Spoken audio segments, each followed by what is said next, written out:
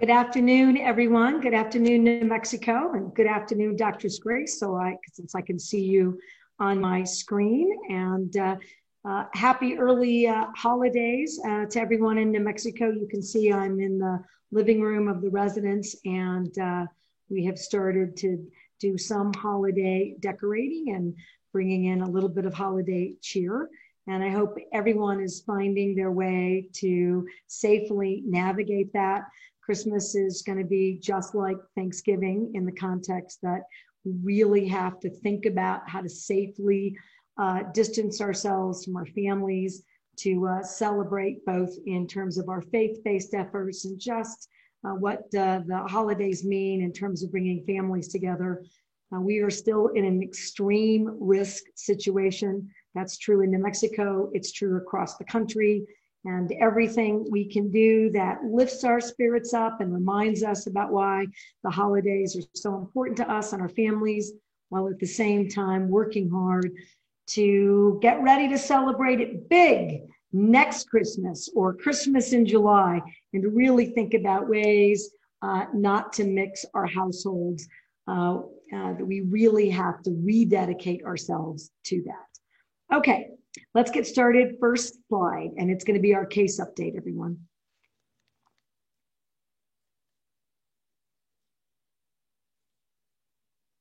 Okay, so today we have 1,791 new cases. That brings the total to 114,731 total cases statewide. Again, we have 23 additional deaths. These are incredibly painful when we announce them directly every week. They're painful every time we put out a press release about the data.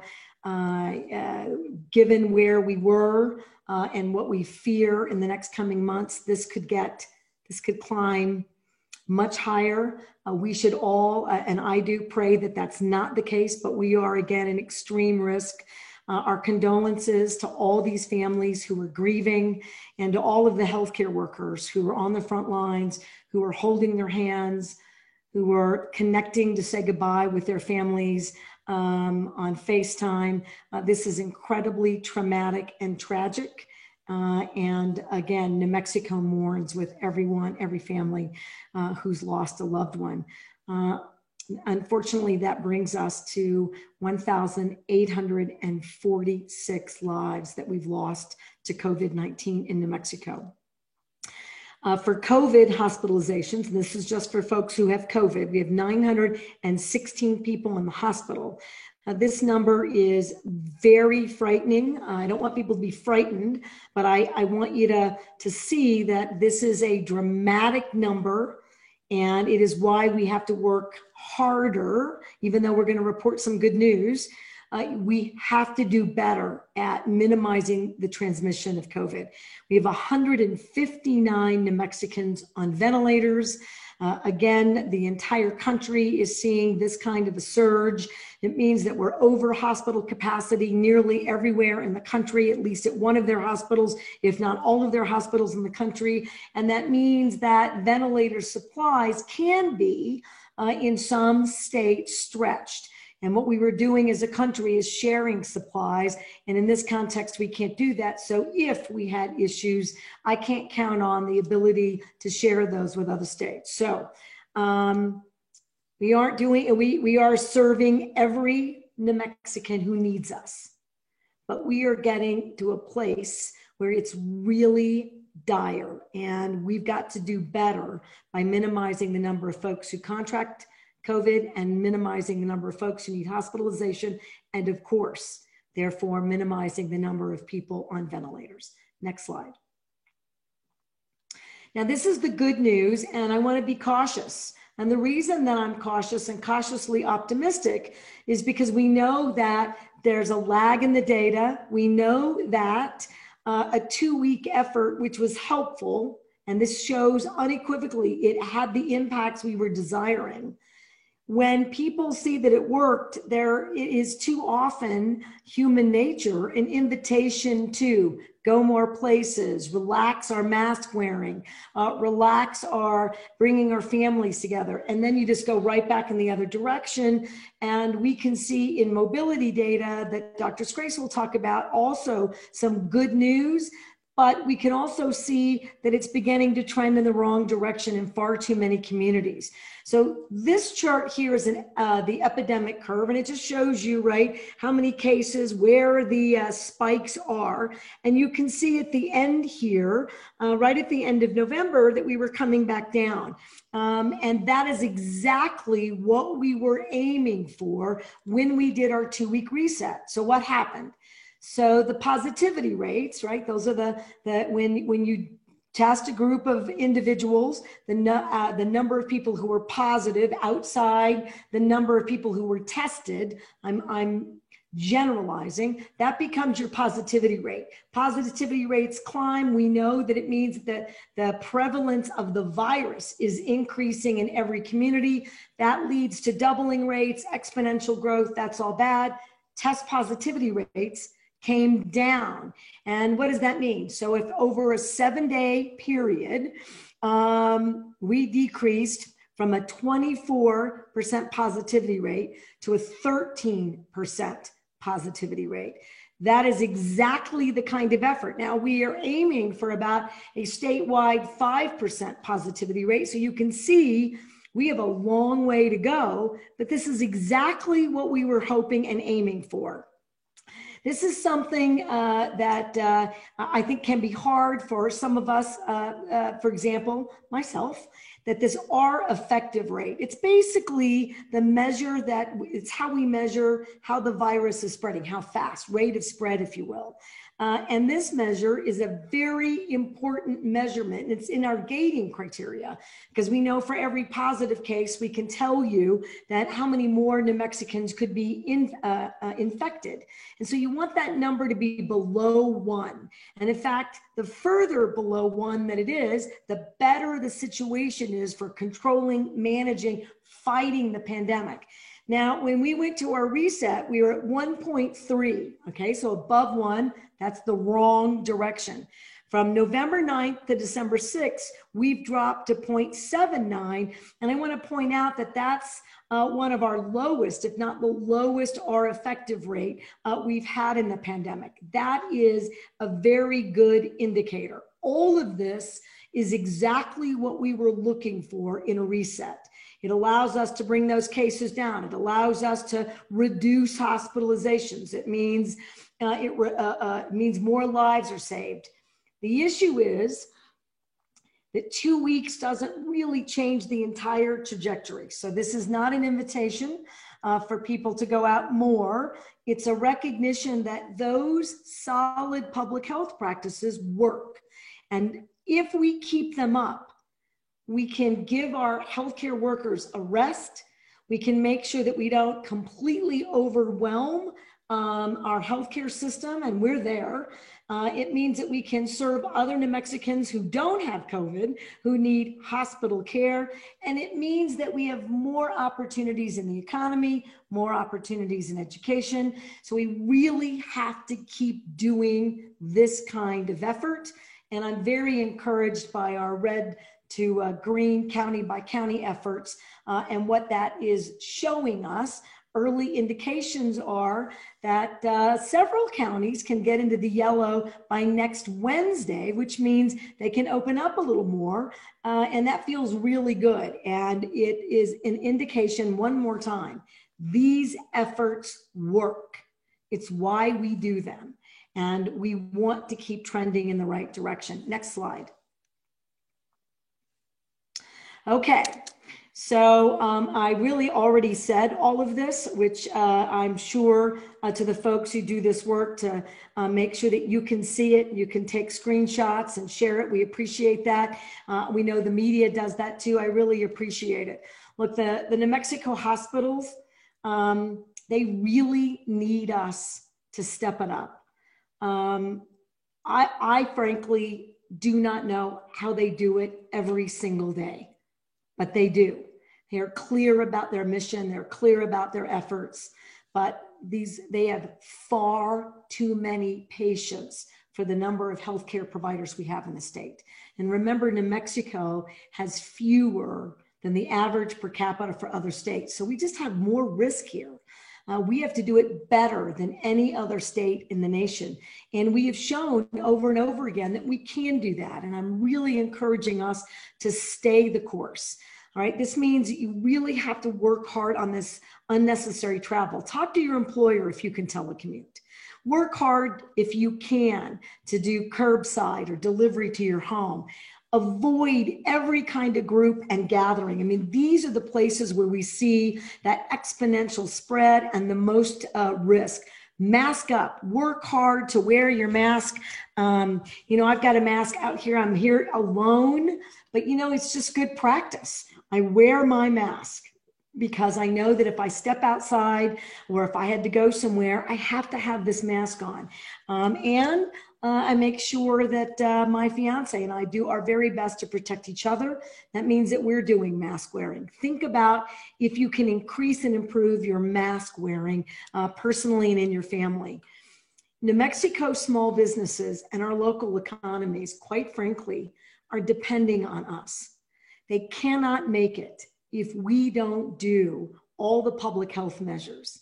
I mean, they are completely, unequivocally dependent on our good public health measures.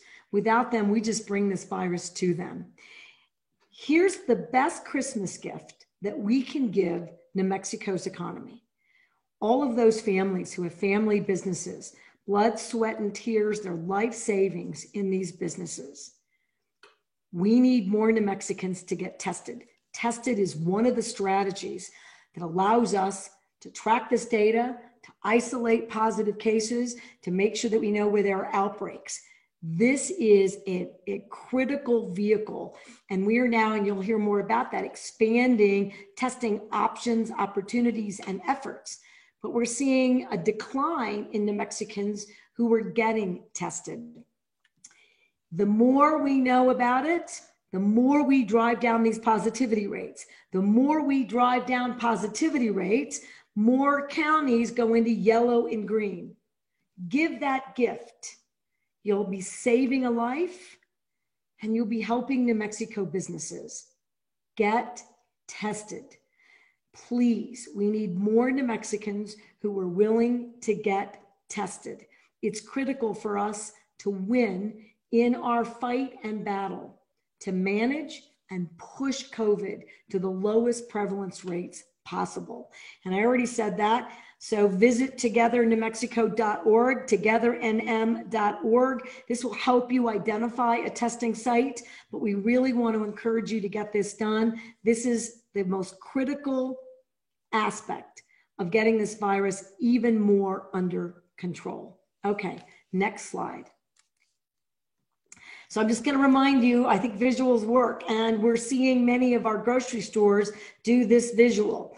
All right, try to think about, I won't go more than 3 places: work, self-care, errand. Self-care includes, right, childcare, early childhood education support, doctor's visits, mental health wellness visits, a walk, and errand includes the things that are really necessities, groceries, fuel, but try to get this done so that you never go to more than 3 places in a day.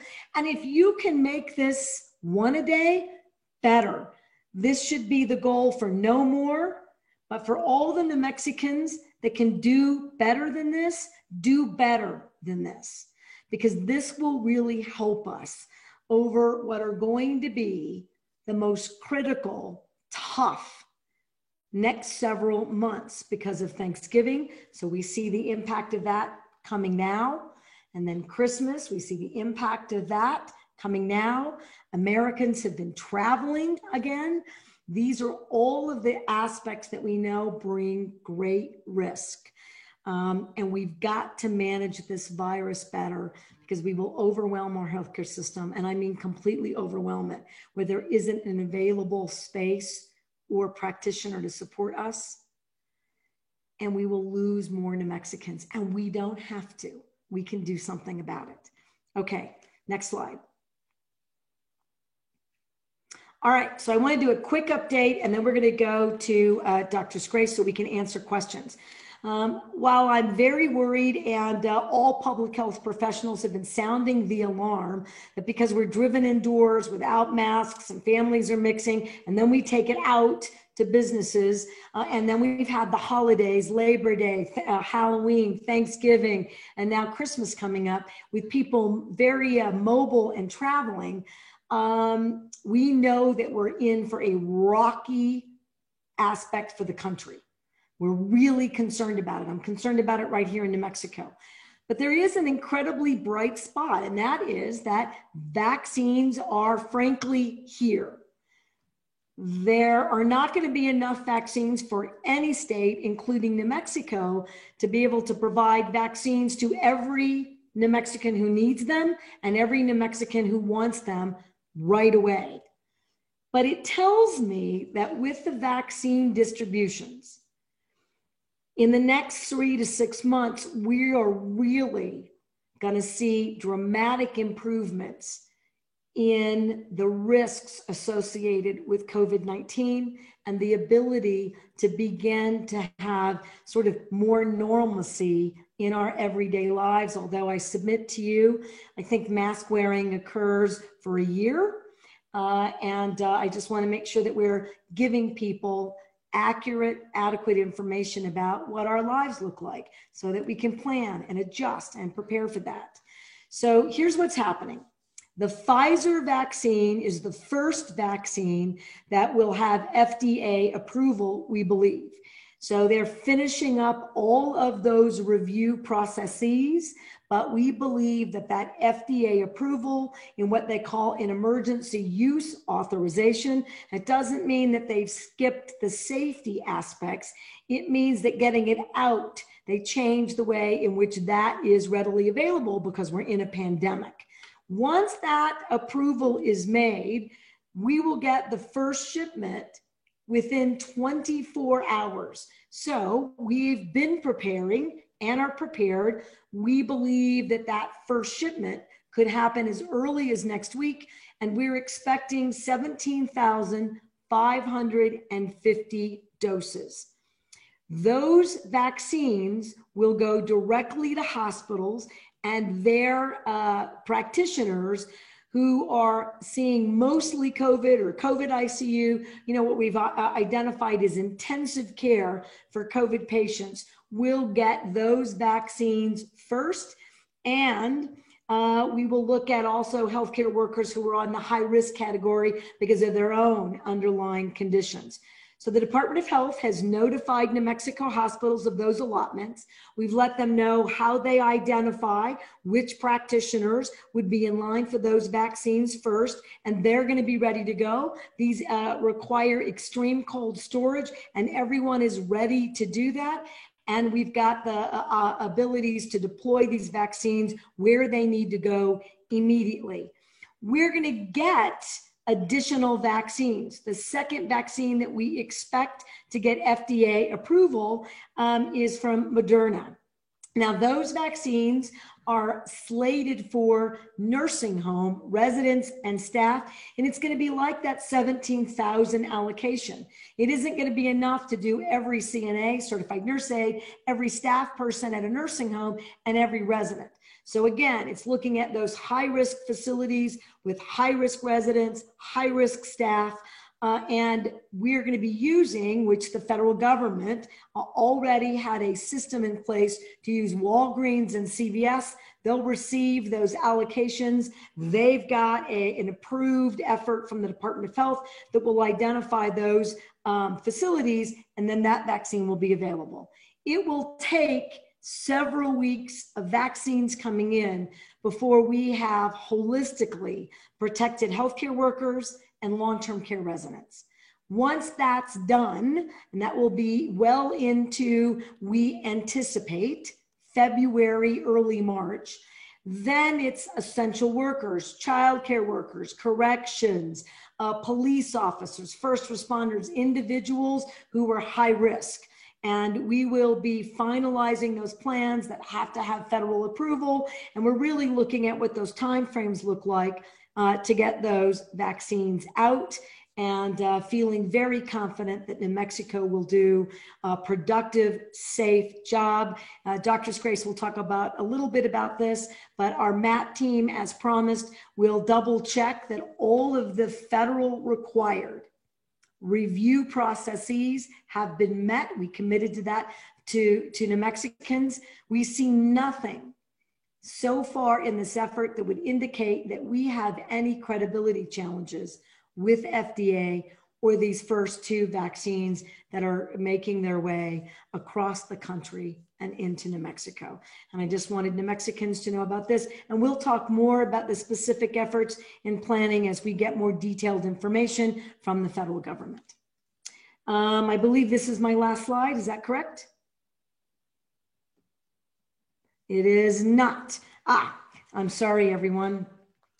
I wanted to make sure that everyone knew that what pandemic relief, what it's looking like. And I want to remind everyone to please work to access these programs. They're meant for you.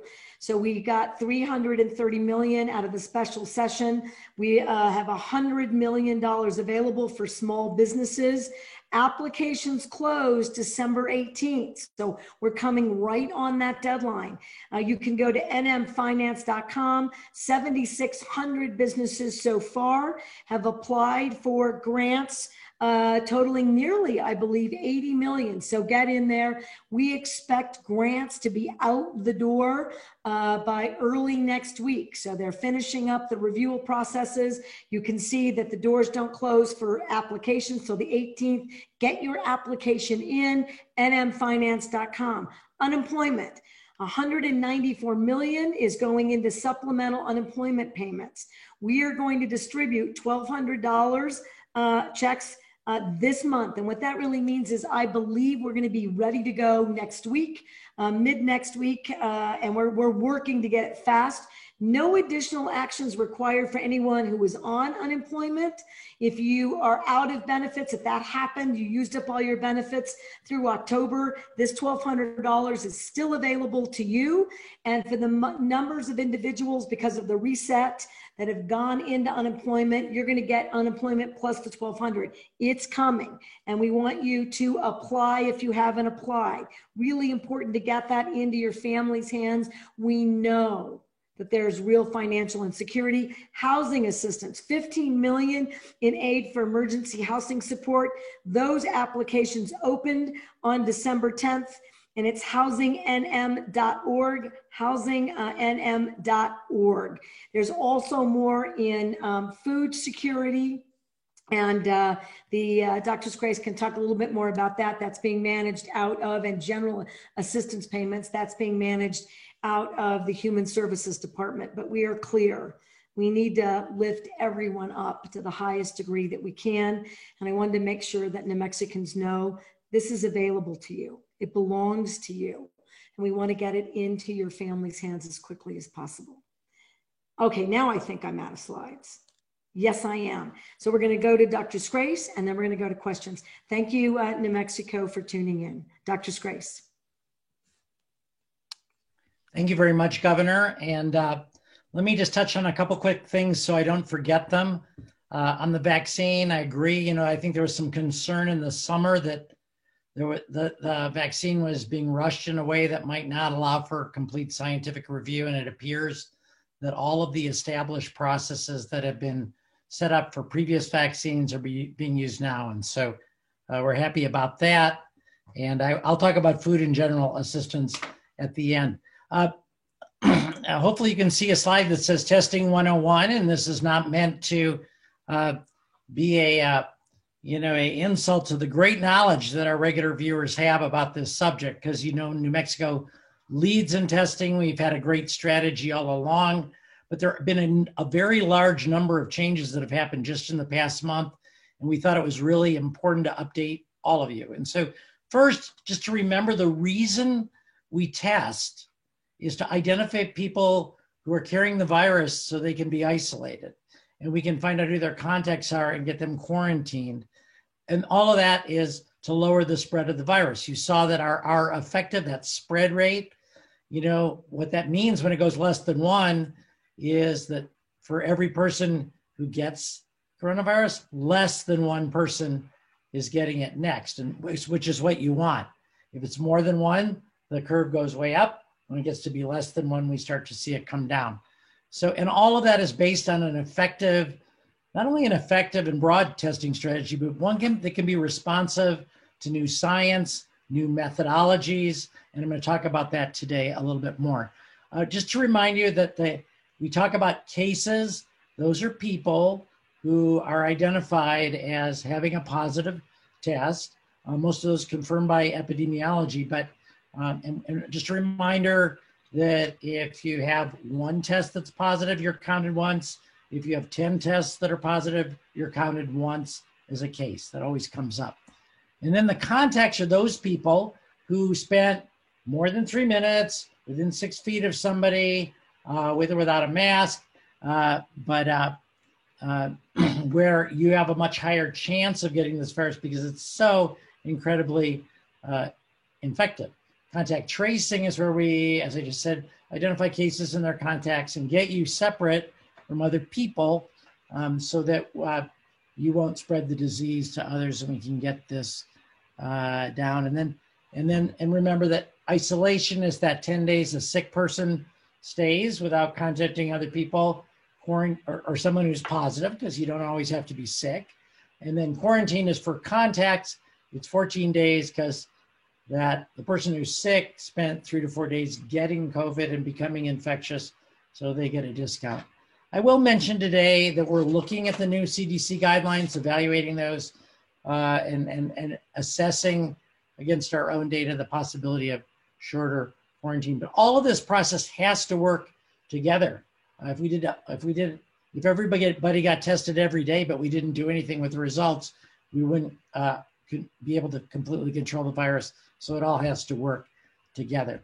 So updates on the testing strategy, if I could have the next slide. We just kind of put together our goal of testing in the state is to have accurate, accessible, timely testing for every New Mexican. That's what we want to do. And so when we say accurate, we want to use the best tests possible. This is where New Mexico has particularly excelled. Almost all of our testing has been done by laboratory PCR tests that checks for viral genetic material. It's the most accurate. It's more accurate than antigen testing, and there are new lab antigen tests. Both of the laboratory-based tests are much more accurate than the rapid tests, but we're finding ways to use those as well. Rapid tests, much more useful in people with symptoms, much less useful and less accurate in people without. And then I just wanted to caution everybody, I predict that over the next couple of months, the market will be flooded with home COVID test strips that you can use. They're just little pieces of paper that maybe you'll spit on or something. We will be evaluating everything that comes out. We'll put out recommendations, but the early word on many of these simple paper test strips is they're not going to be highly accurate. So more news on that. And then lastly, antibody testing is now becoming widely available. That's a blood test where they look to see if your body has had an immune response to coronavirus. That helps us to know if you have developed antibodies. We still don't know exactly what that means about preventing future infection, but it doesn't diagnose you while you have COVID. It only turns positive at the very end. So that ability to isolate is lost. Now, also, if you've had a test, you know, it can be hard sometimes to get it scheduled and get there and wait in line and do all those things. And I think we don't have to remember back that far to when people were showing up at 2 a.m. at Bloom Fiesta Park to get Presbyterian to swab their nose and run a test when they opened at 8 o'clock in the morning. And so the most simple way of doing this that will be coming out soon is where you can just do the test all by yourself at home. We haven't had the chance to evaluate those, but I think those are coming. We are now using tests where you can do the test in your own home. There's a number code, you put it in the system, they mail you a test tube quickly. You do a variety of different ways of giving them a specimen, mailing it back. Obviously, wouldn't that be great if we could all get a test without leaving our own home? And then there's drive-through, which I just described earlier, and probably a third of New Mexicans have experienced that. And then lastly, and more rare, is going into a facility like an ER or something like that and being tested there. But of course, that's happening. Used to just do nasopharyngeal swabs, deep swabs. And I'm going to show you some slides that just show you pictures of what these look like. But, you know, the easiest thing is saliva. You can cough 5 times like that, clear your throat, or cough, and then collect saliva in a tube. That's highly accurate and more accessible. You can swab your own mouth now with or without supervision. And then you can, you know, do a nasal swab yourself now. And then there's the traditional method. But, and then if we have more suppliers, which we do, that gives you more options to get tests collected as well. I'm going to talk about that next. And then timely, you know, we have struggled. I mean, this is a challenge that, you know, from the time, we really think that the key time is from when you need the test to when you get the result. We don't want that to be a week or 10 days, you know, like it's been in the past. We want to get that down to a really short time frame here, 2 days.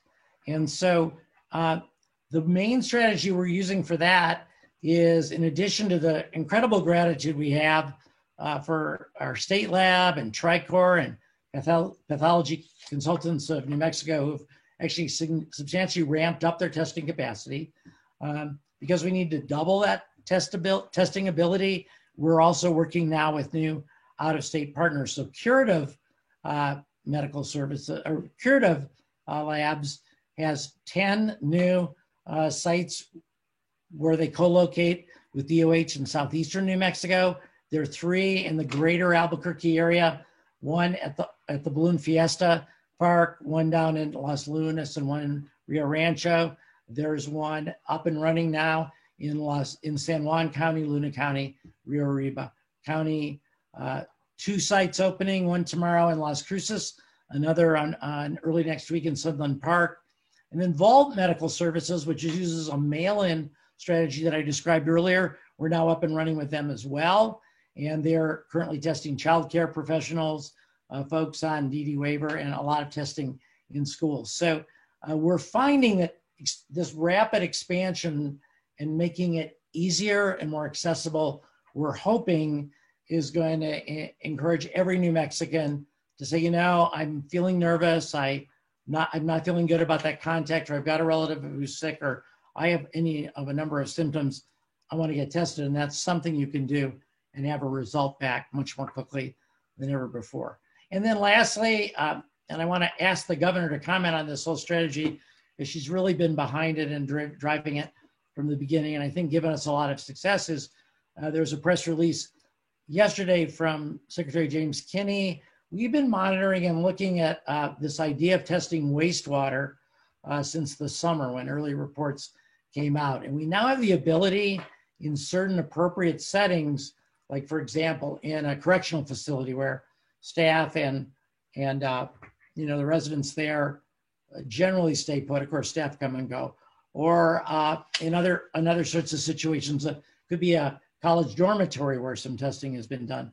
And the Environment Department is getting involved in spearheading this effort to actually test wastewater. Now, it just so everyone's clear, it tells you whether there are 0 cases or more than 0 cases. And right now, you might think, you know, we got like 1,700 cases a day. How could this help? Well, we're going to work out the bugs. We're going to get it up and running. But when we get to the point where case counts are down, it will allow us to test 400, 500 people at a time through wastewater sampling. And then if it is positive, go in and do more extensive testing. So I'm pretty excited that we've been able to adapt to and bring on all these new techniques. They're getting up and running. Some of them we're still working out bugs, but DOH and Teresa Casados and Courtney Herster and other folks in the governor's staff have really been helpful in moving this along. And Governor, I know this is a passion of yours, and I just wanted to see if you wanted to add any comments in here before I go on to the remainder of my slides. and you're on mute. Muted myself, Dr. Grace, so this was clear. Yeah, Dr. Grace and I, the entire MAT team in the Department of Health, we want you to see that we've been building a testing strategy. New Mexico was the first state in the nation to have a drive-through site up. We've tried to be very aggressive in making sure that testing is easy, reliable, and we have incredible lab partners. Our own state lab, TriCor, and others are amazing.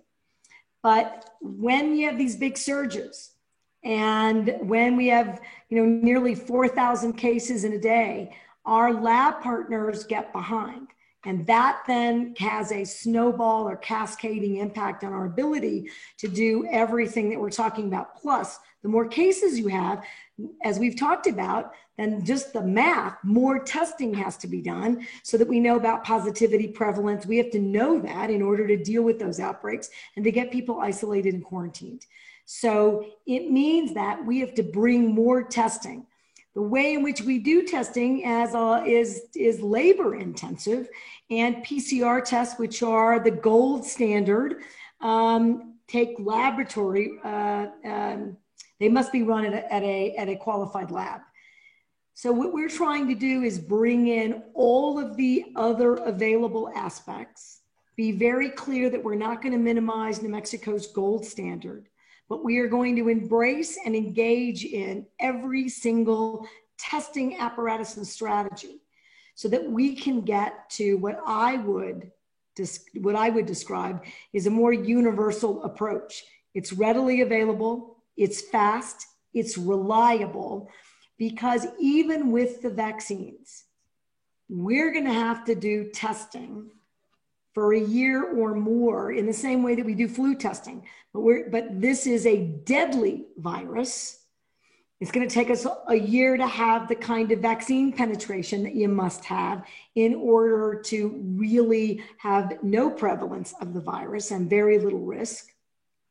So testing is the key. It's the absolute key. So we want to make it easy, and we want to keep building this system out in the state.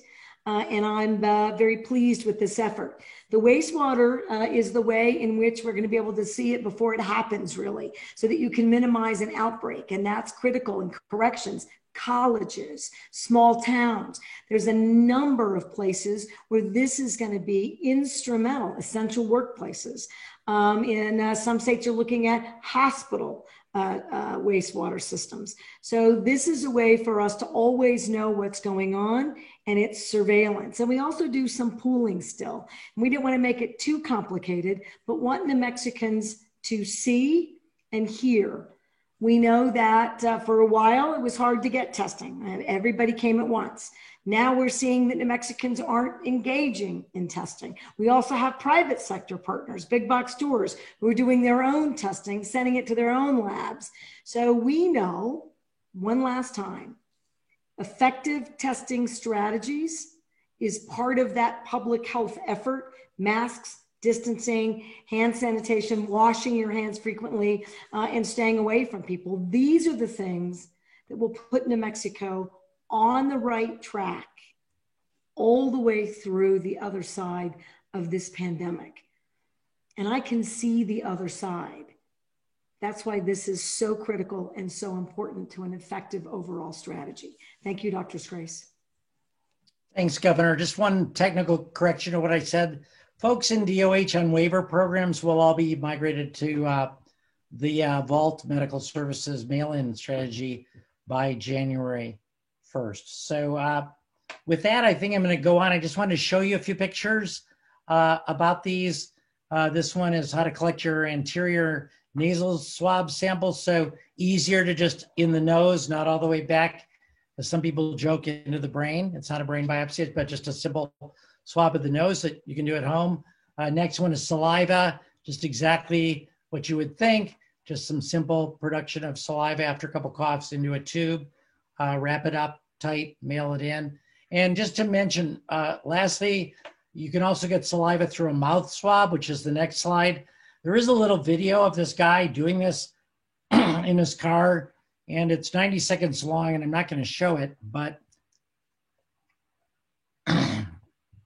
it's just another simple way to get a specimen. So it's getting easier, it's getting more convenient, but we want to stick with that most accurate testing we can, the PCR, which we're doing with all these new vendors. Okay, next slide.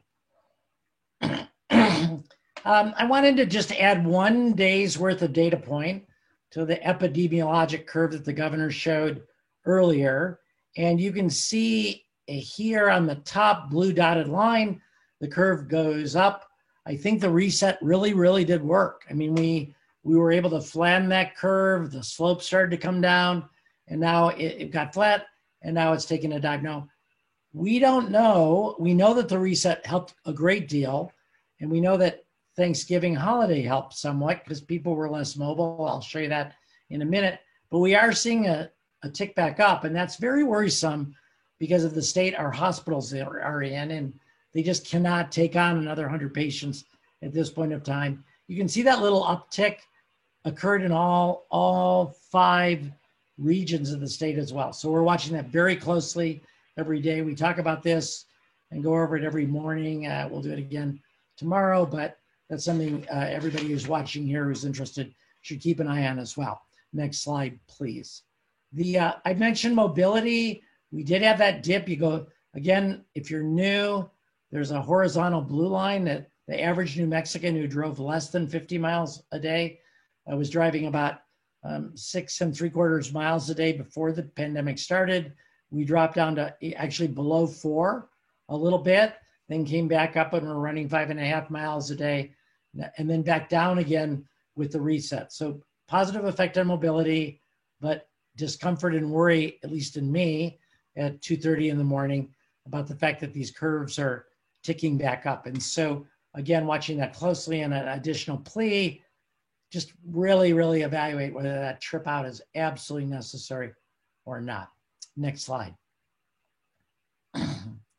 So there's been some national press. We showed you a week ago where New Mexico ranked 3rd. The good news is we're now down to 24th.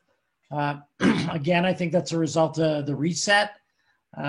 We still have 3 New Mexico cities in the top 20 in the country. I'm not like picking on our 3 New Mexico cities. I mean, those folks need our support. They need our help. I know of active efforts in a number of those places to increase testing, to try to identify more people and isolate cases. And so, but that our overall national ranking has improved over the last 10 days or so. Alex, next slide, please. This is the cases by age group. Unfortunately, the gray is where we're not really supposed to look because we don't have a complete data yet, but we will see a downturn in all the age groups. I can tell you that. We'll have a new final version of this soon. And so we are seeing a downturn. We worry most not about the top group, which is the 18 to 34-year-old age group, although we do have hospitalizations and deaths in that group. We definitely do, but just not as many as the next 2 most common groups, the 35 to 64 and the 65 and over. And that's where our hospitals are struggling right now with that increased volume. Next slide. This is a slide from Lannel. I simplified it a little bit so I could understand it and explain it to you. But one thing I haven't talked about is the fact that when we think of this, we think of the curves going up and going down, and we show you the regions very much in parallel, kind of going up and going down. But in what's really happening, and just focus on the box on the right here, is right now, the good news is 1.3 million New Mexicans live in a county where that spread rate is declining. That's good. 206,000 additional New Mexicans live in a county where the growth rate is constant. It's neither going up or going down. And the worry, though, is that 570,000 New Mexicans are in counties where the growth rate is still going up. And so we don't always see that detail. And I think the new county metrics are going to help us see that better and know as a state and for folks in those communities and leaders in those communities where to focus efforts as well.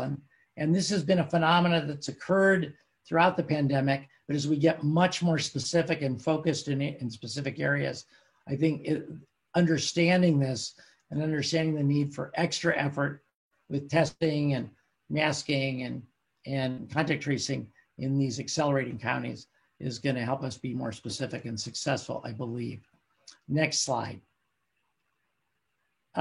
Again, the top curve I just talked about and just showed you that new data point was a rolling 7-day average of 1,610 cases on the 4th. Remember, we have a 6-day lag for this measure, so older tests that come in can be filed in the appropriate date. I did want to focus a little bit on hospitalizations at 932. That's just hospitalizations for coronavirus patients. We have hospitals now that are over 50% coronavirus patients for the first time in the pandemic. We have intensive care units that are 100% coronavirus patients for the first time in the pandemic. We have hospital ICUs that have every single person on ventilators for the first time in the pandemic. And that it's very unusual. ICUs provide a broad spectrum of care for very, very sick people. But I know in my career, and I haven't worked in an ICU for a while, so I just want to be clear on that, never been in a situation or heard of a situation where every single person in an ICU was on a ventilator. And as a result, there's been a lot of driving of ventilators around the state and moving ventilators, high flow oxygen equipment from one city to another. And the other thing I wanted to say here too, and a real shout out to everybody working in hospitals, because they're really working hard and trying to adapt, and they're working together as one system. You know, for example, at 7 o'clock this morning, one of the hospitals in the South said they had 10 ventilators in reserve supply, and 2 hours later called, because they're a hub hospital for their region, and said that they needed 5 more. That was in a 2-hour period. And so this is a very dynamic situation, requires very tight coordination. And also our transfer center reports today that, you know, they started the day with 12 open ICU beds, and at the but when they called, hospitals aren't always able to take patients right at that time because of lack of staffing. We started the day today with 61 people in the emergency room who needed to be admitted to a regular hospital bed or an ICU bed, but there wasn't one available. And so those don't show up always in the total, they don't show up in the total hospitalization numbers. So anyway, I don't want to go on and on, but there is one last point I'll touch on when I get to the gating criteria. So next slide, please. This gives you a snapshot of yesterday morning when we called every hospital, how many beds were available, and lots of zeros around the state. And I'm not going to go into great detail. 73 total med-surg beds yesterday, 33 ICU beds. By my quick math, that's a total of 106. This morning, it was 65. So very dynamic, changing, 38 new beds, I believe, filled just overnight. Next slide. We're almost done here. Yeah, the provider community asked me to bring this to everyone's attention. This is something as a geriatrician we do all the time, and in healthcare in general, ask people to be thoughtful in making decisions about what each of us wants. If we're approaching the end of our life, do we want to be on a ventilator? Do we want to be fed artificially with food and water? Do we want CPR, resuscitation effort? And I would really encourage everybody viewing this today, you can go online, you can get one of these forms. If you do not have one already filled out, please fill it out. It's a good idea to do anyway. I've been telling people to do this for 30, 40 years, but this is a good time because you don't want to put your family in a position where it's a dire emergency and you haven't had that conversation. We know they're uncomfortable, but another gift we each can give to the people in our families to be clear about what we want at the end of life. You can see the website here. We don't usually put these on because they're complicated. This one is just www.nmmost, which stands for Medical Orders for Scope of Treatment.org. You can print the form, read it through. It comes with instructions. But I was asked to get that out to all of you today, and so I thought it was a good idea. And then finally, gating criteria, Governor already highlighted the improvement in spread rate. Of course, the case count is approximately 10 times what we need it to be to go out safely. The test positivity rate high, red, but coming down. And that's a very, very good sign. We usually see that as things start to get better. Contact tracing, I don't want to spend a lot of time on today. The ICU beds, I saw a comment, I don't spend a lot of time on social media that, hey, we don't need to worry. There's only 342 people in ICUs and we have 439 beds. But when we did that, and we put some notes on the website, that was assuming that was the number of beds we could create, that we would have staff for all of them. And I was told this morning that we only have, that there's an 85 bed difference. So there are 85 of those beds we can't staff, so we're still just 12 away. And next slide. We've received a lot of requests from counties that the math is complicated. I think that's right. This is available online, and it says, well, how many cases would a county have to have be below each 14-day period to meet that criteria for 8 cases per 100,000? And so this is a table. It shows this. I've had a lot of people call up and tell me, well, wait a minute, if Hardin County gets 1 case, that means they're red, and it's true. It also means, though, that it's pretty easy to get back to green.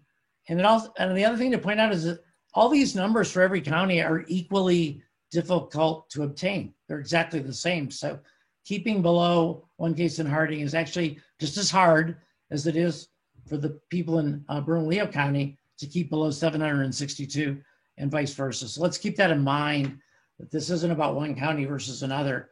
The bar is really the same, and it's all based on population. So that's out on the web, and you can access that if you need to. Next slide, please, Alex. I have to remember not to press my own buttons. The other thing I've heard a lot of is we will never get back to green. Never. It's just, this is impossible. These targets are too hard. Well, we did set the targets in the summer. These aren't new.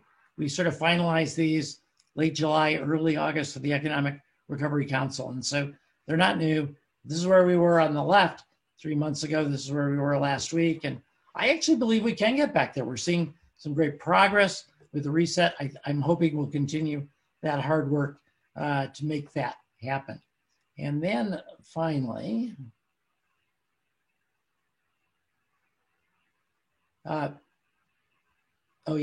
final slide. Virus is the same. The reset did work. We have flattened the curve, but we have to keep doing everything we're doing, just like the governor said.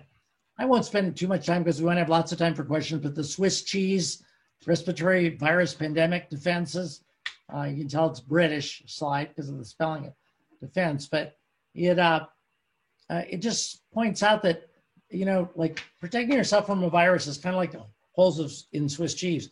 There's lots of different slices you can put on, but once you get enough slices, there isn't a hole that you can look through that the virus can sort of go through. And so things like physical distancing and masking and hand hygiene and not touching your face and, you know, all of these different things that you can do on an individual level, and then things like ventilation that happen on a broader level all help. So I know I covered a lot today, and I apologize. There's an awful lot of information, and I'm going to turn it back to the governor for some closing remarks and questions.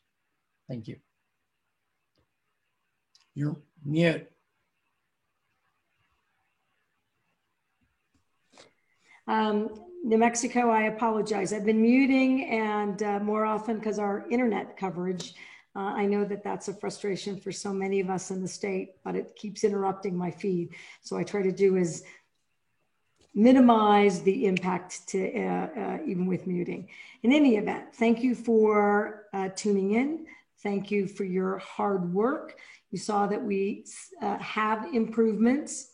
We still have a ways to go. We can and will get there if we do it all together.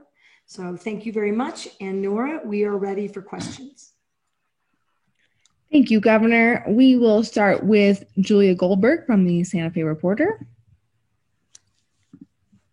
Julia, go right ahead. Thank you so much, Nora, and thank you, Governor and Dr. Space.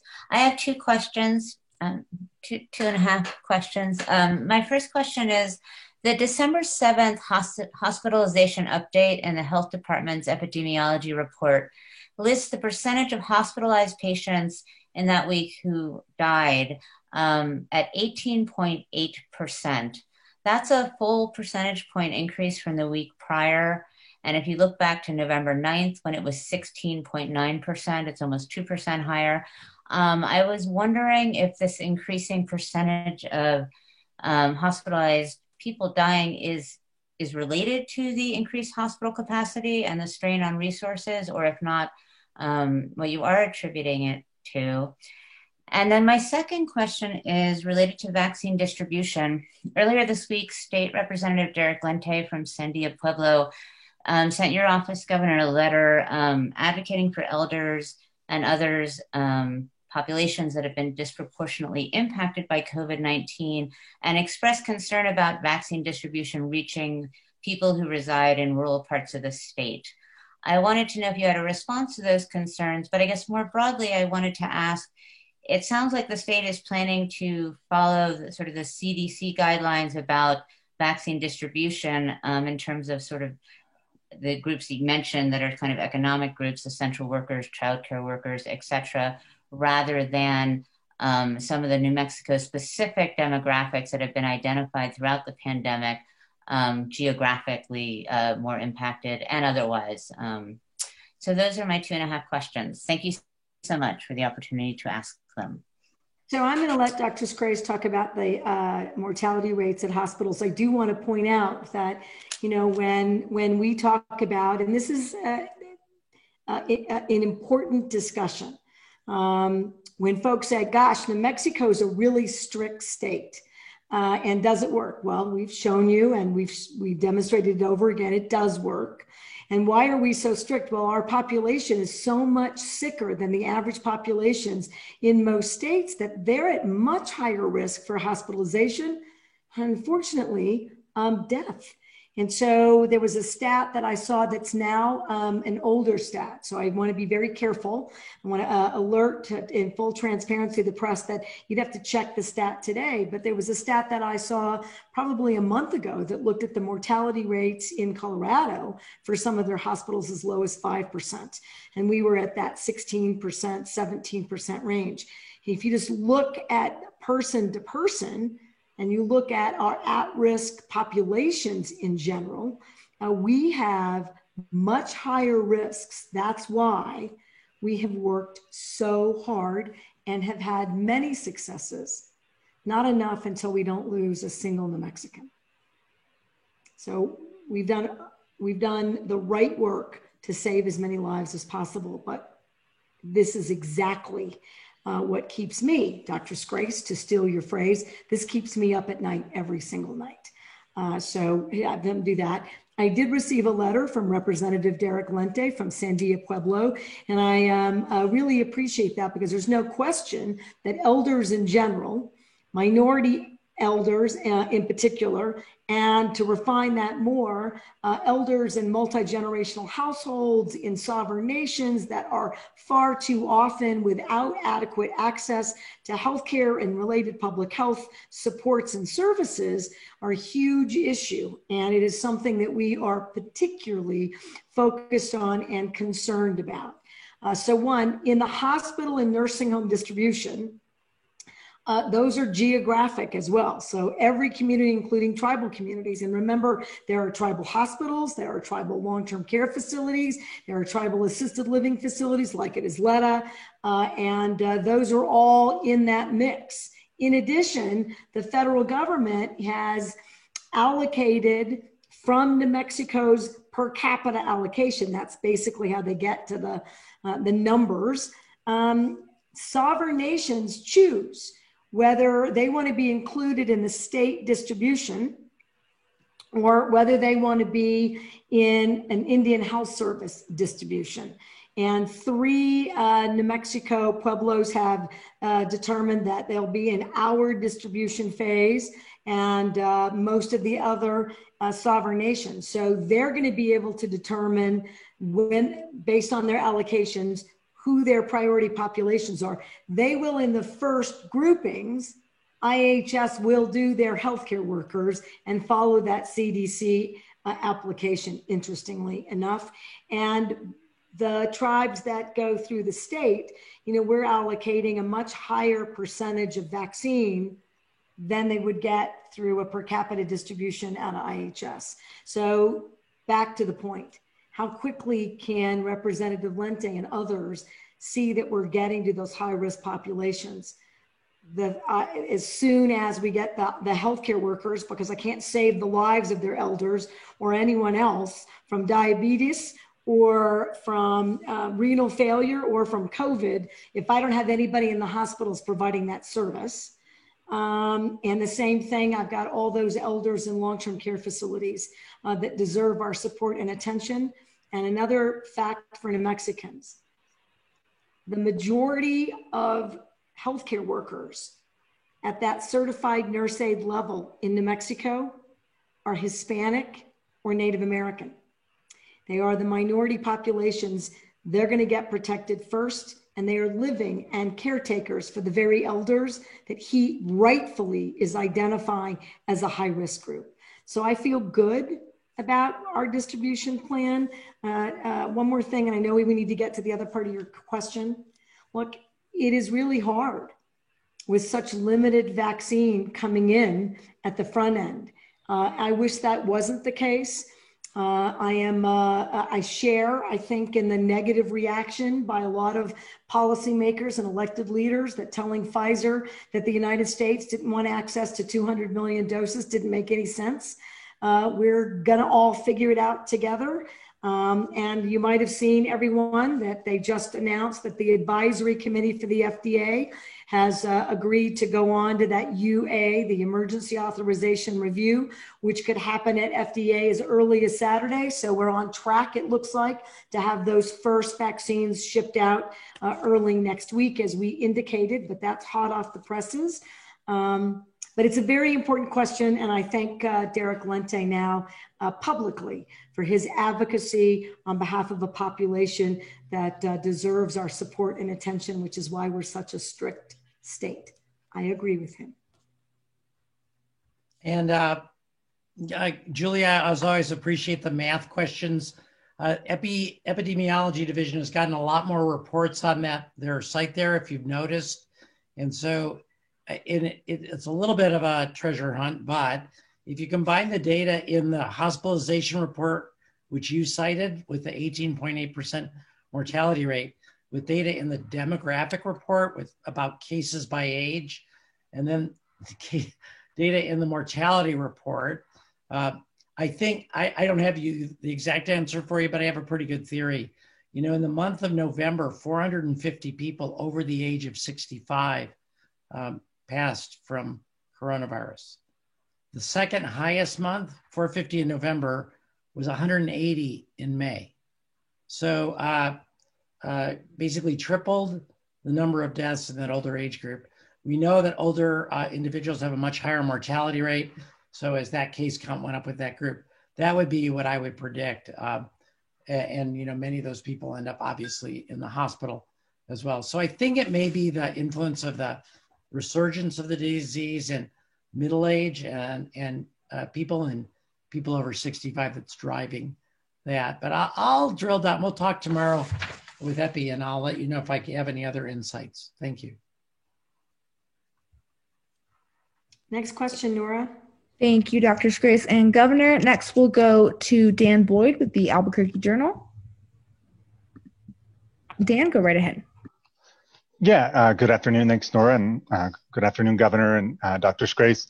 Governor, I wanted to ask you, now that it appears the cabinet speculation regarding President-elect Biden's cabinet is kind of over for now and you'll be staying in New Mexico, if you could address that. And also if you could address at all some of the reports about you turning down a different cabinet position than Health and Human Services. And secondly, wanted to see what kind of some of the vaccine developments and kind of the current trends mean for schools. There's been a lot of concerns raised by lawmakers and other folks about when children might be allowed back into classroom settings. Thank you. Sure, Dan. I'll have Dr. Scrace talk about schools again.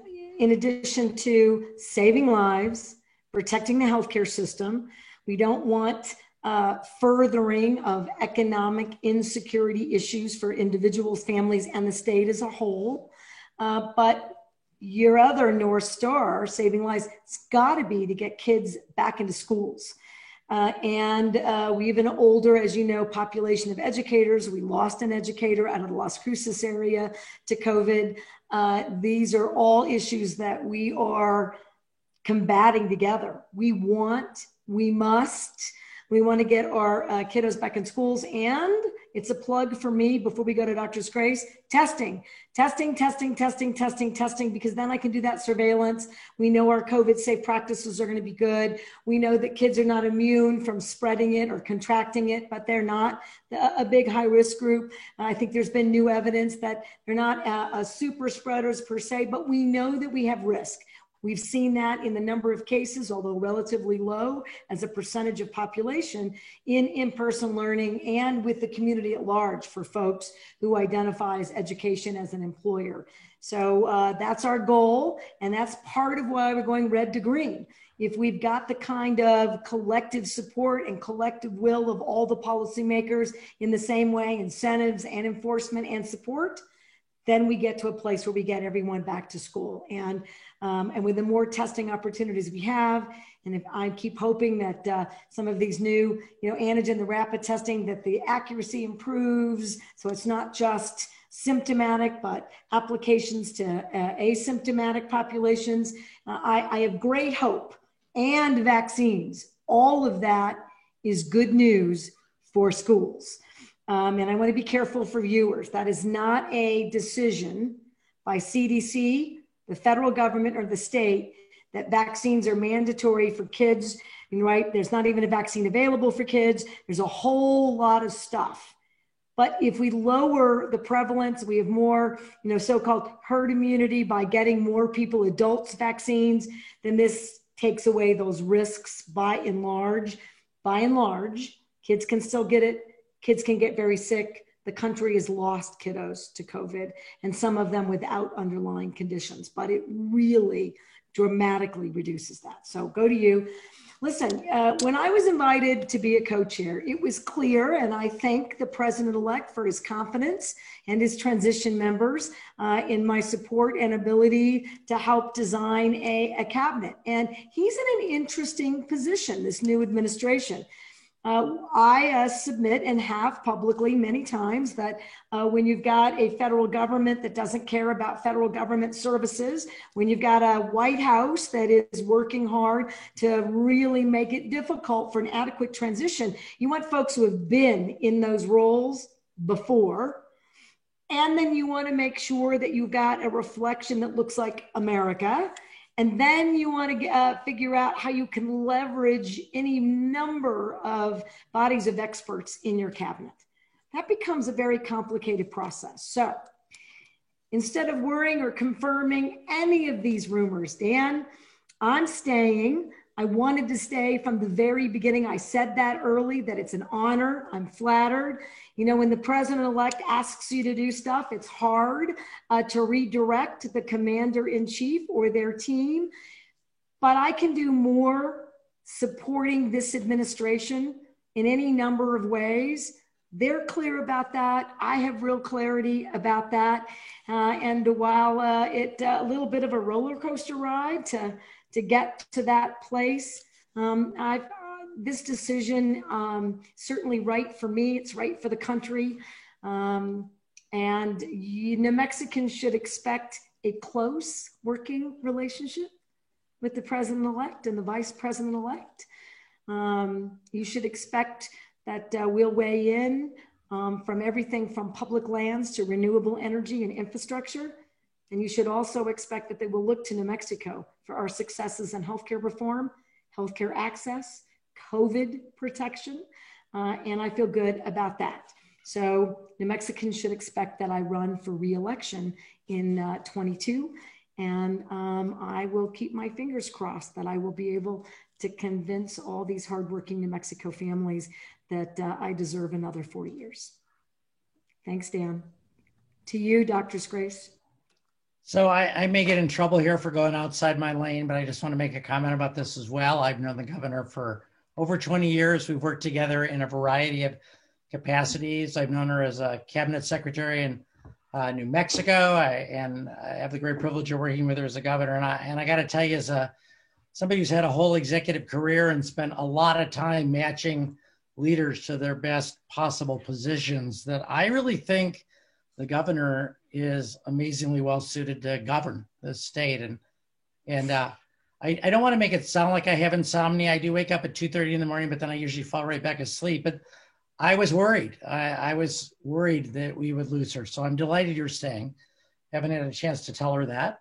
And then on the schools, you know, we're on that one right now, Dan. I'm really glad you brought it up. Our morning 7 a.m. meeting, I took the assignment to pull together folks from PED, epidemiology, and the MAT. There's been a lot of new medical literature that's come out since August when we sort of outlined the framework for this. And our goal is to review that literature, to talk about some pros and cons, and to present a recommendation to the governor about this either next week or the week after, and we'll relay that to you when that decision is made. The one thing I will say is, one thing we do know is that the hybrid model seems to significantly reduce transmission. So that's something that, rather than changing that whole model, maybe building on is something we're going to consider anyway. And then the other thing too is just remember that the state is just one part of a really big equation about schools reopening. The districts themselves, parents, the kids, and right now Secretary Stewart tells me here between Thanksgiving and Christmas, only 10% of districts are actually doing any kind of in-person hybrid model school, and it only represents 5% of kids. So we will do the work and the science on our end, make some recommendations. But I think, I do think that as, you know, more and more of us get vaccinated, I think families, parents, districts are going to start feeling more comfortable. And I will comment on that too, that in the vaccine models and distribution models that we're doing, every time you vaccinate 10% of the population, it has a much bigger effect than I was expecting on case counts and the like. So I think there's, even though it's going to take a little bit longer than we all had hoped, I think the impact could be greater. And so those are just some of the things we're considering as we go back and look at the school question in the next couple of weeks. Thank you. Thank you, Governor and Dr. Grace. Next, we'll go to Joy Wang with KOB.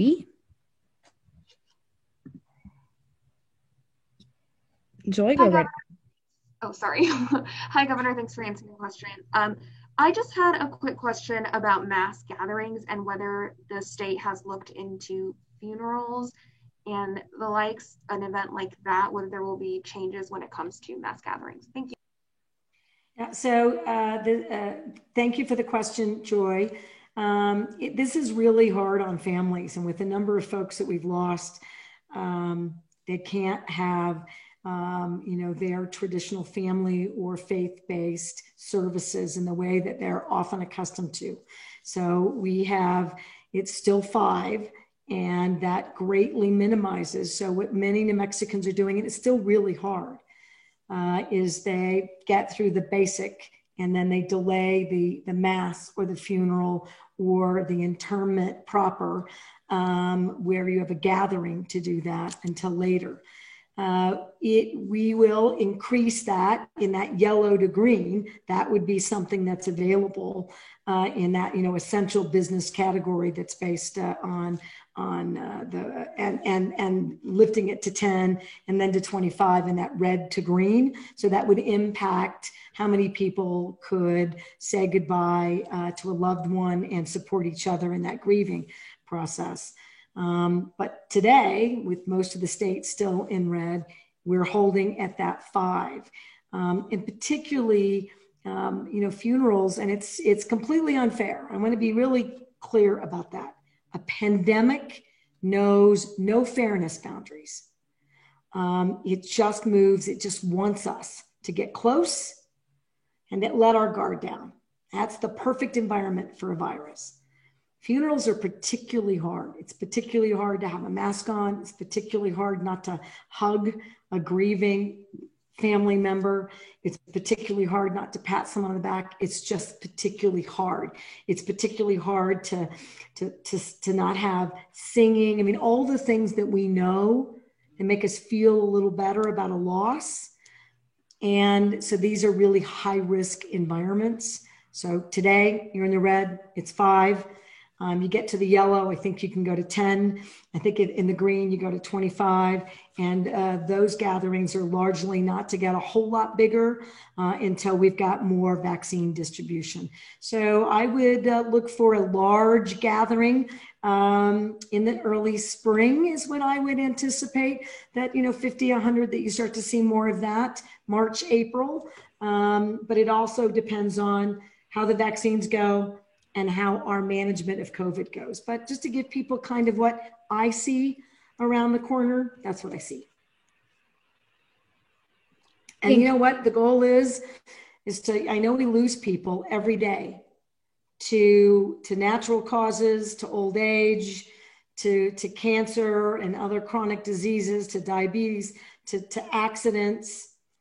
But we can minimize COVID deaths.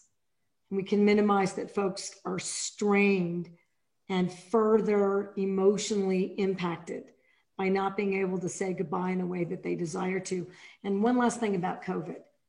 What makes the funerals and what makes COVID so cruel is that it is important. Every one of us has lost a family member or someone close to us.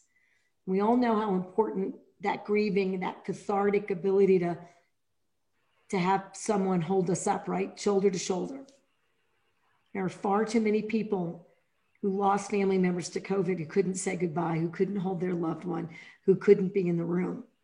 And so the only way to sort of deal with that is to have a funeral. And you can't do that because that's high risk.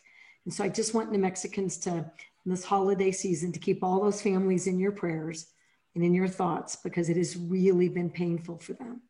And they are, in fact, grieving in ways that none of us will ever really be able to contemplate, because they didn't get to say goodbye on the front end right, and they don't get to say goodbye on the back end right. And that hurts me to my core.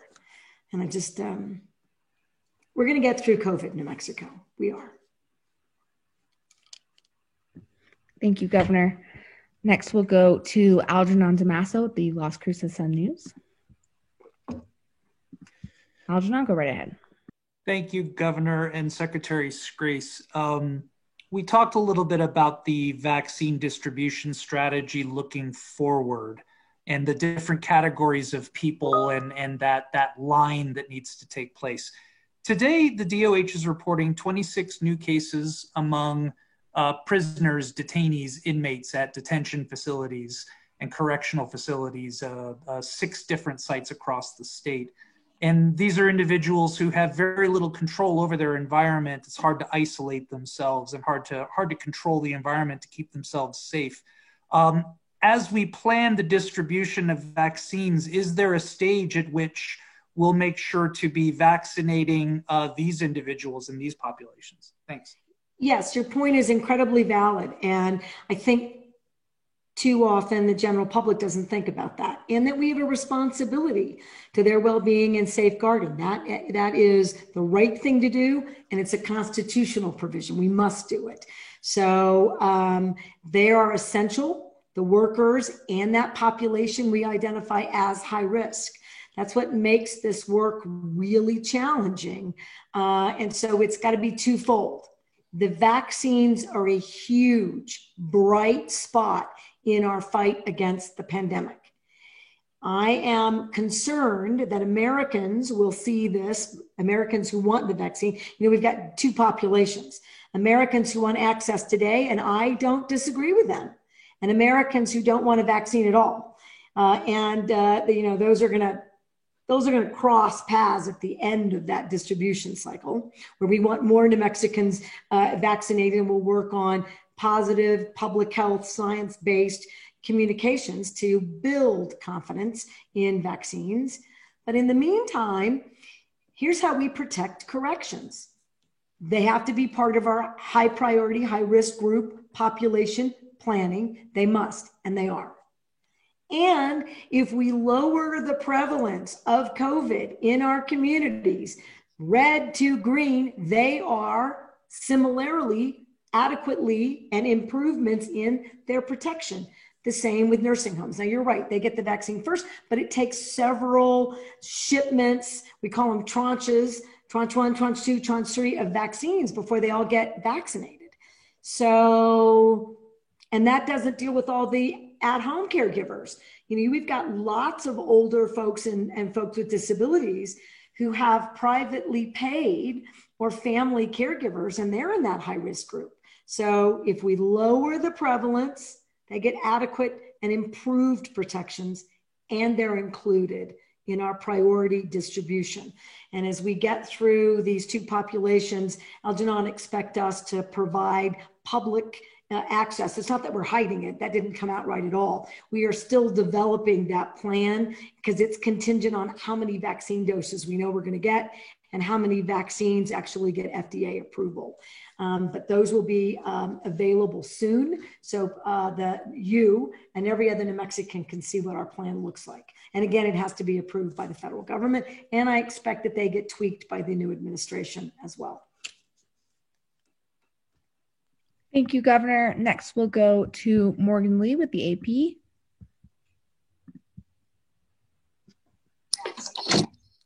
Morgan, go right ahead. Hi, thanks for this opportunity. I just wanted to circle back on some of the questions that have been asked already. If the Moderna vaccine is cleared, were you saying that the first round of that vaccine goes to congregate facilities specifically? And I also didn't understand, are teachers, they're not in line for a specific priority on the vaccine, but that's under consideration and will be addressed shortly. And then I guess the last thing is, are you going to publish, exactly who's getting this as time goes on? The priorities here seem a little bit confusing as you're talking about them. Thank you. Yes. So Morgan, when states are developing plans based on available vaccine, and it's they're not even approved. We think they are. We don't know. I mean, literally our numbers in terms of what our allocation is changes. So we could put out, this whole group is going to get access to a vaccine. And then 2 days later, we'd have to put out, oops, we only got half that allocation. So now it's just this group. So it is a bright spot. I'm happy about the vaccine. It really is a game changer. But it's not so easy to distribute. And there are a lot of tough questions that we have to answer. And we're asking the very same questions you are of the federal government every single day. So yes, as we know what the allocations are, we're going to tell you who's going to be vaccinated. And we're going to follow those CDC guidelines because you have to, although they give you, you're right, we pick the nursing homes, we pick the hospital workers in general, but it has to be in those two categories. Teachers here are the kinds of folks that are considered both essential and high risk after healthcare workers, right? And after nursing homes. So we know that those two are in the mix. Moderna does go to the nursing home residents, but here's who's in the mix. Corrections, inmates, and correction workers, childcare workers, police officers, firefighters, guardsmen and women, utility workers, educators, transportation, public transportation workers, jails. I know I'm going to miss some, but just to give people a sense about, there's very broad categories. If buses aren't running, well, you got a problem. People can't get to work or can't get to a doctor's appointment, can't get to a Medicaid review appointment. I mean, veterans, elders, people with chronic conditions who aren't older folks, children, if you had a vaccine, who have chronic issues or high risk factors, medically fragile kids. Again, there's not a vaccine yet, but just to give you a sense about the different populations, disabled adults living in congregate settings. There's a ton, and every state has those challenges. And if you could say 1 to 10, it depends on how much vaccine we get. So you elevate, you have to deal with the risks in a particular community. So it is going to be, I think, a very challenging first 2 to 3 months. I do expect this. I can't guarantee it, but as the governors are meeting and we have regular weekly, and my testing and my vaccine team in New Mexico, they're on daily calls with the FDA, the CDC, the warp speed folks in the White House and in this administration, and with COVID folks and planning folks in the transition teams. So it's everyone. Everyone is talking about it. I believe you will have, other vaccines. We've heard about Johnson & Johnson. We've heard about AstraZeneca. We know there's been some challenges. Those are getting worked out. There are other vaccine manufacturers that are coming up right behind that have finished, and it looks like very credible in terms of the outcomes, that they meet the requirements for an FDA review. They're coming. The more vaccines that are at that 90+% efficacy, right? I keep hoping that we'll get a vaccine with a 1-dose application. There's lots of stuff happening. That could happen in the next 3 months. That's a game changer. More that are produced, the better we can do, the more populations that we can do at once. So it wouldn't just be police officers. It would be police officers, firefighters, corrections workers, senior citizens, or it'll be all the senior citizens with chronic conditions. Maybe you can follow our pattern here. It all depends on access and availability. We got to do it geographically. We have to do it by population risk, and we have to do it fairly, transparently, and credibly. And we will do that. Dr. Scrace, you have something else you wanted to add? Yeah, just a very brief math comment and just a reminder to everybody that if we get 20,000 doses of a vaccine, that's enough vaccine for 10,000 people because they need 2 doses. Now, it doesn't exactly work that way. We get the first dose, we do 20,000, we get another 20. But at least for the 2 that are coming up soon, you have to divide by 2.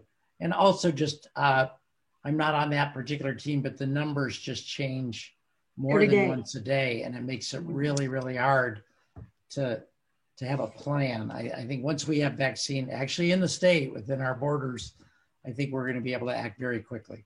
Right. And one last thing for New Mexicans. I know you must be very frustrated because I am. I'm delighted that we are in this phase for vaccines, but we have to do this work with the current administration.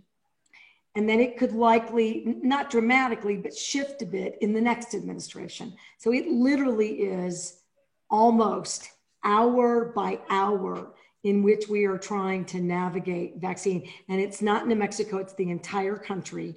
And I can speak for the governors who are all optimistic, but are challenged by distribution and quite frankly, also challenged by the logistics, safeguarding, getting it to where it needs to go and making sure it can be distributed effectively. So it'll be tough, but New Mexico's up to the challenge. Thank you, Governor. Next, we'll go to Chris McKee with KRQE. Chris, go right ahead. Thank you very much. I just had one question, and it is specific to the area, or excuse me, the zip code that had led the sort of top COVID case numbers for, it's been most of the days over the last month. That's 87121, Southwest Albuquerque, covers neighborhoods like Westgate, Alamosa, sort of west of Coors and Old Coors, and south of I-40.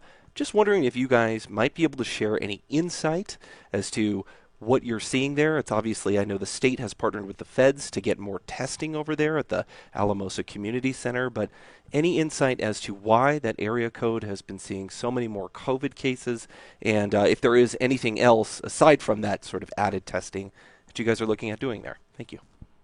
And so you're right, you're spot on the backside, more testing.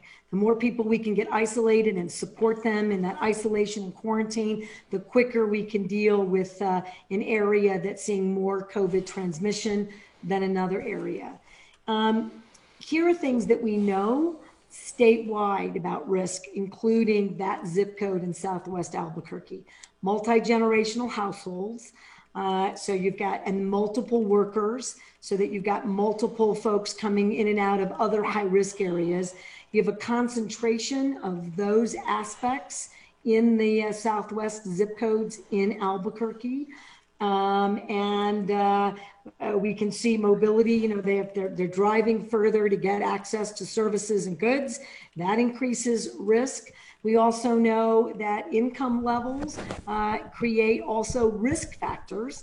And those are all things that create challenges that have nothing to do with an individual's lack of self-responsibility or ignoring public health orders. And I want to be clear, I know that there aren't too many New Mexicans who aren't following good public health practices, who choose not to wear masks and who choose not to socially distance and who are choosing not to help us get control over this pandemic. There are also far more other New Mexicans who are doing everything in their power to do that and are still challenged by these real issues. But that is certainly, those conditions are exacerbating the ability of Southwest Albuquerque and many other zip codes in the state. And it's one of the issues that causes us such concern in some tribal communities with multi-generational households who have to travel out in multiple places for work and access to good services and healthcare. I'll give you an example. In at least one pueblo, early infection issues happened at a dialysis center, right? So they have to get dialysis. They got it at the dialysis center. Somebody else brought it there, and then they took it into their multi-generational large household. And now you've got an outbreak. And that is an issue that is problematic in a state like ours. And we are, I think these county by county issues will help us deal with some of those problems. Dr. Scrace, do you want to add anything about that? Just a little bit. I think you covered most of it. Just a little bit more of a comment. Months ago, I think I got asked to go, if you could change one thing, what it would be. And I said, eliminate poverty. We followed this data very closely, and this is in census tracts, not zip codes, but low-income census tracts since the beginning of the pandemic have had 4 to 10 times more of a prevalence, or your chances of getting coronavirus infection 4 to 10 times higher. And the literature now actually is providing us with a lot of additional information, much more likely if you're low income to be an essential worker. If you're an essential worker, much more likely, almost completely unlikely to be able to work from home, have to go out, more likely to travel across a state boundary to go to work as well, and more likely to have multiple chronic conditions, and the list just goes on and on. And so I'm not sitting looking at average income, just incomes for that particular zip code that you brought up, but I do know that the census tract does have a lower average income, and that poverty is, I think, and maybe I'm just saying this because I'm the Human Services Secretary, but I think it's one of the primary drivers in why we're struggling right now, because we have the third lowest per capita income here in New Mexico in the entire United States. And it's why the new federal administration that President-elect Biden will address health disparity inequities, because we knew this, but now we see the dramatic negative consequences of having inadequate support and access to basic services by populations who live at or below the poverty line. And I'm delighted to see that is a significant and serious priority of this new administration. And it'll make huge differences in New Mexico's ability to improve our health status and do better by all of our families statewide. Thank you, Governor. Next, we'll go to Chris Keller with Albuquerque Business First. Chris, go right ahead. I wanted to see, are you all, I should back up. Thank you very much for taking my question. I'm curious to see if you all think that the noise related to kind of like a slowdown in terms of a holiday testing around Thanksgiving has kind of worked its way out of the system, and if the numbers you're seeing are a true reflection of the effects of the shutdown. And I guess kind of related, if deaths are kind of a trailing indicator of a spike in cases by anywhere from 2 to 4 weeks, are we still bracing for the effects of the spike in average case rates that we had leading into Thanksgiving? So I'll do the back part of your question first. And Chris, it's very nice of you to be so polite and thank us. Thank you for participating in these weekly briefings. I've said this often, and I want to say it again. We're not always going to agree. The media and government partners on a headline or, how things are portrayed. That's okay. New Mexico's media has been fact-based, has been working to get, to understand, help us even understand how we communicate these issues poorly, productively, effectively, and help strategize to do this better. And I'm grateful to New Mexico's media and think that you are all a shining example of how we could do public health messaging, public health interest. And thank you for that. While hard questions are hard questions, we expect that you will bring them. So yes, there's going to be a lag and we are bracing. And there's 2 braces, right? We still have the stuff from Thanksgiving, and then we think Christmas is going to be another place where we're going to see the numbers go up, which is why the reset and then really working on a different strategy county to county. And yes, even though you have fewer people testing after the holidays, that's that percentage of that body of tests, that positivity rate, and also looking at those rate of infection factors. That becomes your relevance key to make sure that, and I will be inappropriate a little, when the president of the United, this is what I mean by picking on the president. I mean, I don't mean to pick on messaging, the current president. I think that's always a bit inappropriate, but testing more doesn't make more cases. It just shows you who's positive, and you can do the positivity rates and the gating criteria so that you're providing relevant information all of the time. That made no sense, and it did create, and not from you, Chris, but by so many Americans who really believe that testing is kind of a scam. And that has been hugely problematic. It didn't help when the president also said, it's awful, they scrape your brain. I mean, just all of that doesn't help in getting people. I've been tested many times, and it's with the getting way up there test, and it's not a problem. I certainly don't want to do that, I guess, every day, but it is not an invasive test. And so have confidence.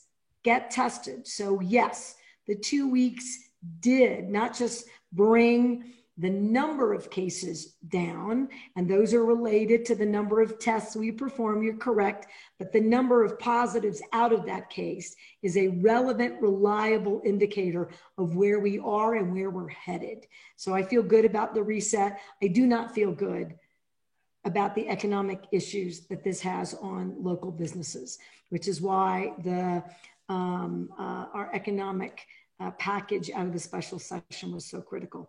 Dr. Scrace, I don't know if you had anything to add about that.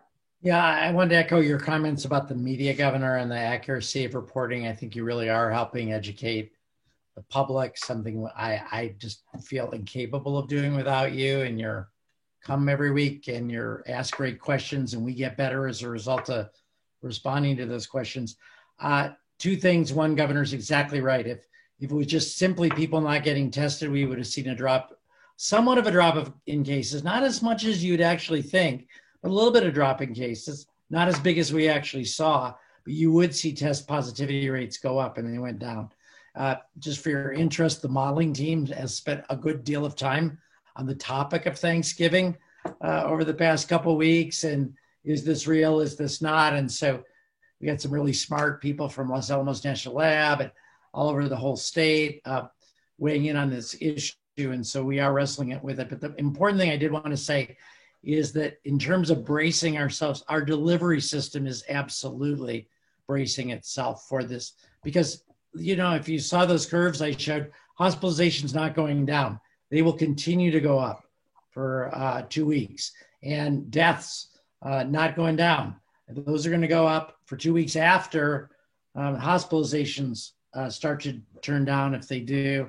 And then finally, what the governor said about late effects of holidays, that's why we're watching closely. And and focus. But it's a great question when we've asked ourselves and actually debated. And I think there's a consensus. I mean, there's no question there's a consensus. This is a real change. This is a real positive change. We just hope we can get through it, keep the case count down so our hospitals can get through this for another week or so. If not, then, well, we had another press conference about that a couple of days ago. Thank you, Governor and Dr. Grace. This will be our last question from Susan Dunlap with New Mexico Political Report.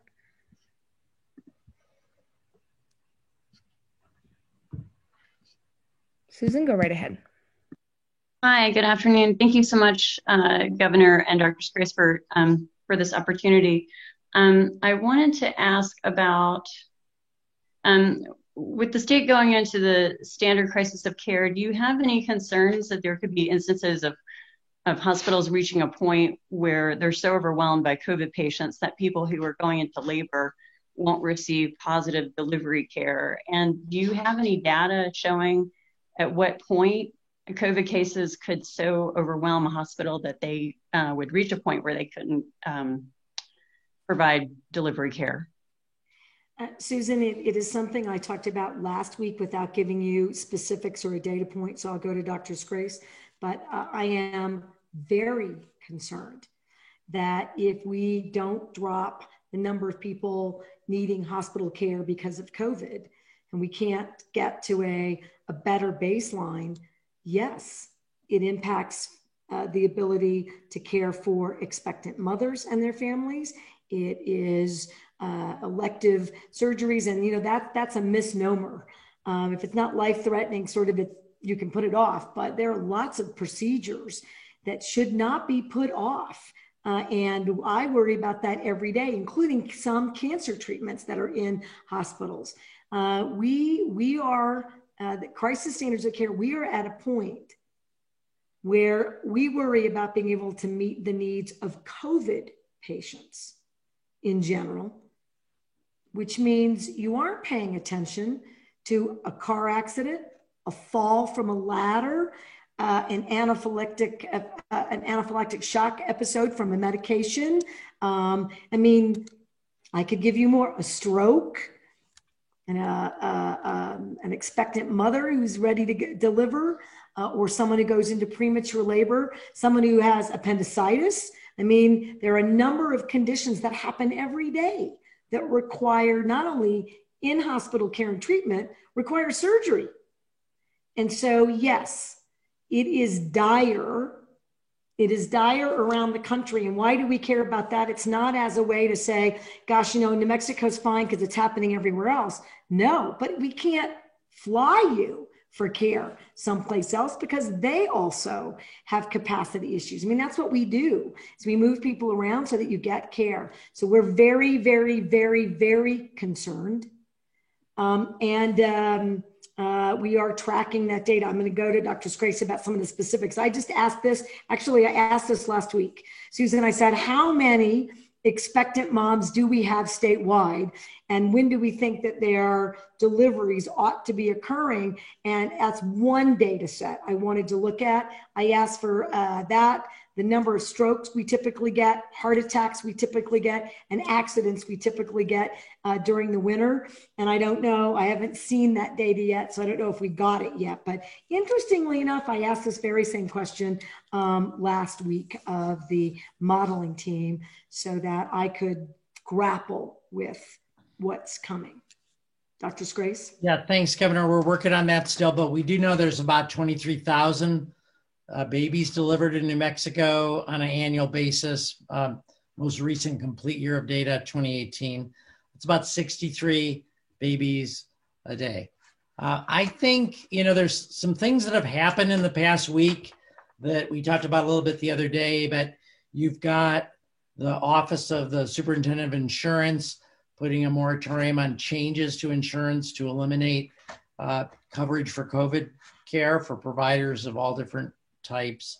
You've got medical boards and other boards deliberating or sending out notices to their the people they certify saying, we get there's a pandemic. We know you're going to have to do things beyond the scope of your license. And so we're not going to take action against you. Now, the medical board has delivered one of those to allopathic physicians, but I believe others are coming based on conversations I've had. And then the DOH last night extended protections to those providers who are really moving well beyond the scope of what they would normally do.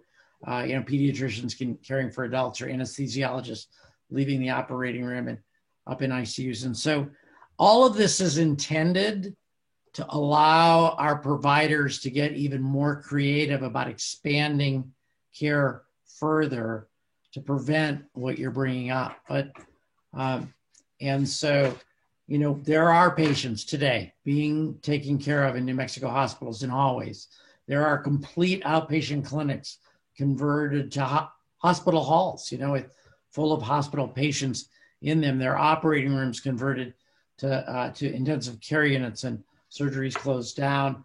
DOH also issued a prohibition on non-medically necessary surgeries in those acute care hospitals as well to free up additional resources. So a lot going on with the goal of trying to expand as much as we can. But the simplest answer to your questions is, if we see another surge in cases well above where we're at now, we don't have the capacity to take care of every single person. We just don't. So Nora, I'm going to end with this, which is why we have to get it right. We're going to serve and protect every New Mexican. We've shown, frankly, several times that we can restrict the ability of the virus to spread. We need to just keep it up. And I know it's hard.